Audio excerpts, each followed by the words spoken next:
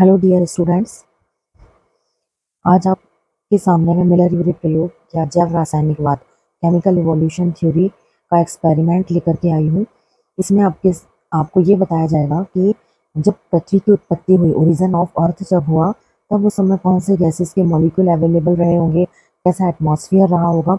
ये सारे को जानने के लिए कई सारे वैज्ञानिक ने अपना अपना हाइपोथेसिस दी, अपनी अपनी अवधारणाएं सामने रखी, और उनमें से जो सबसे ज़्यादा प्रयोग को मान्य किया गया वो मिलर-यूरे का प्रयोग था।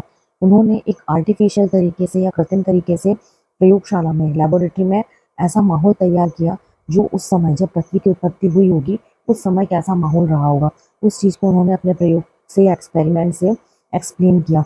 उन्होंने 2 फ्लास्क लिए। ये प्रयोग उन्होंने 1953 में किया था। उन्होंने 2 फ्लास्क लिए, एक फ्लास्क का साइज छोटा और एक का बड़ा था। एक फ्लास्क 5 लीटर और एक फ्लास्क 1.5 लीटर का था। एक फ्लास्क में पानी को भरा, नॉर्मल टैप वाटर।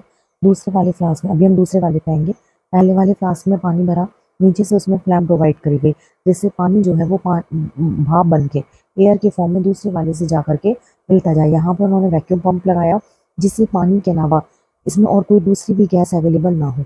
यहाँ पर उन्होंने दूसरा जो फ्लास्क लिया, जो फ्लास्क बड़ा था, उस वाले में कई सारी गैसेस का मिक्सचर उन्होंने कलेक्ट किया। मिक्सचर में 3 गैस उनके मेन कंपोनेंट थे।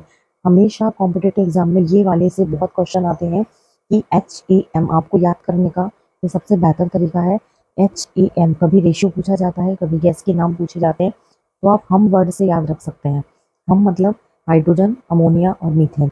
इनका रेशियो है 2 molecule of hydrogen, 1 molecule of ammonia and 2 molecule of methane. अब हम याद रखोगे तो आपको तीनों गैसेस याद होंगी और इनके रेशियो भी याद रहेंगे। इसके बाद इन्होंने 2 इलेक्ट्रोड लगाए, एक पॉजिटिव एक नेगेटिव, क्योंकि उस समय पे पृथ्वी में बिजली के जो कड़कने के लिए, बिजली का जो माहौल तैयार करना था, स्पार्किंग, उसके लिए इन्होंने 2 इलेक्ट्रोड लिए। दोनों इलेक्ट्रोड जो टंगस्टन मेटल के थे, और इसमें इन्होंने लगभग 800 डिग्री टेम्परेचर सेंटीग्रेड का टेम्परेचर प्रोवाइड किया, और बहुत ज़्यादा देर, लगभग ये प्रयोग उन्होंने 1 हफ्ते से लेकर के 15 दिन तक, 1 दिन से लेकर 15 दिन, कई सारी बुक में आपको 1 महीने भी मिल सकता है, तो इन्होंने अपना प्रयोग किया। यहाँ उन्होंने कंडेंसर लगाया। जैसे ही जल वाष्प, जो वाटर मॉलिक्यूल्स होते हैं, एयर बन के जब इस वाले इलेक्ट्रोड पे गिरते हैं तो इलेक्ट्रोड जनरेट होती है।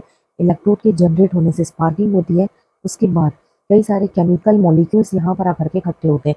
ये जो केमिकल मॉलिक्यूल यहाँ इकट्ठे हो रहे हैं, सबसे इसीलिए इसे कलेक्टिंग डक्ट के नाम से जान रहे हैं। ये जो इसमें इकट्ठे हो रहे हैं, इनको हम जब से सबसे शुरू में इन्होंने देखा था तो बिल्कुल लाइट पिंक कलर के मॉलिक्यूल्स थे। धीरे धीरे करके ये डार्क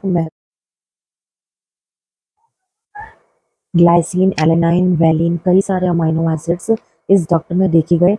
इस प्रकार से उन्होंने अपने प्रयोगशाला में ये चीज़ प्रूव कर ली थी कि जिस समय पृथ्वी की उत्पत्ति हुई है उस समय कई सारे केमिकल मॉलिक्यूल्स भी साथ में अवेलेबल थे। और इस प्रयोग से उन्होंने ये चीज़ भी सिद्ध कर दी कि पृथ्वी की उत्पत्ति के समय शर्करा, मतलब ग्लूकोज मॉलिक्यूल, फैटी एसिड्स, कई सारे amino acids, urea, hydrogen, lactic acid बहुत कम मात्रा में थे, और बहुत सारे केमिकल मॉलिक्यूल। इसी वजह से इस थ्योरी को केमिकल एवोल्यूशन के नाम से जाना जाता है। एवोल्यूशन मतलब उत्पत्ति। तो इन सारे मॉलिक्यूल से ही पृथ्वी की उत्पत्ति हुई है। आशा करती हूँ कि आपको ये प्रयोग समझ में आया होगा। Thank you.